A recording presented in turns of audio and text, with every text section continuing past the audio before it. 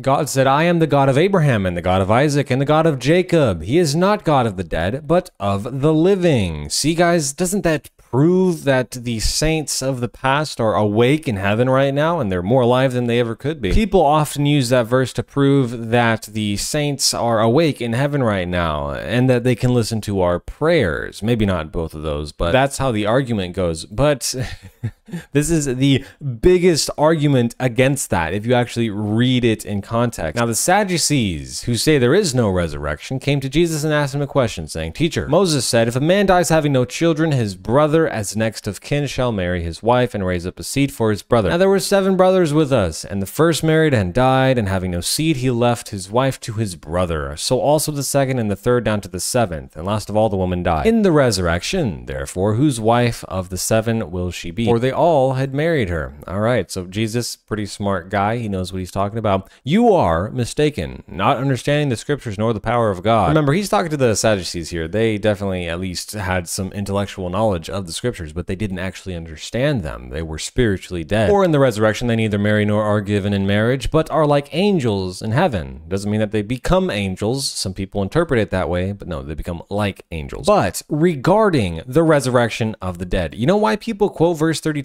instead of verse 31 and 32? It's because it disproves the idea of people being awake in heaven. Regarding the resurrection of the dead, have you not read what was spoken to you by God? I am the God of Abraham, the God of Isaac, and the God of Jacob. He is not the God of the dead, but of the living. Guys, Jesus was proving that people need to be raised from the dead. Therefore, the people who are dead right now are considered dead. So they need to be raised from the dead. It's very simple. There is no sense in which these people who have died in the past, like Abraham, Isaac, and Jacob, are alive. They're dead. They have to be raised from the dead. Now, if you want to believe that they are awake in heaven, then you're kind of going against what Jesus taught here. You know, there's a ton of pagan religions out there that teach that you will become a disembodied spirit after you die, and there's no like physical resurrection of the dead. But the God of the Bible is so much easier to understand. You see, after people die, they're going to be raised from the dead when Jesus comes back. It's so much easier to understand what the biblical afterlife looks like. A lot of preachers out there, they say you're going to go to heaven after you die. You're going to go to hell after you die. Nobody really knows what you're talking about. It sounds kind of like a fairy tale. Like, what does that even mean? What does heaven even look like, right? But there's not a single Bible verse that says people will go to heaven after they die. They're going to be raised from the dead. So when you imagine the afterlife within the biblical worldview, there's only 2 possible options. The wicked get cast into hell, where they're going to die for a second time, never to live ever again. And the righteous are going to live on planet Earth forever, this exact Earth. You know, Jesus said, blessed are the lowly or the meek, for they shall inherit the earth, right? It doesn't say they will inherit heaven or go to heaven or anything like that. So yeah, don't try to use this verse to prove that people are awake in heaven or anything like that, because Jesus used this to prove that people will be raised from the dead, because right now they are not considered alive. There needs to necessarily be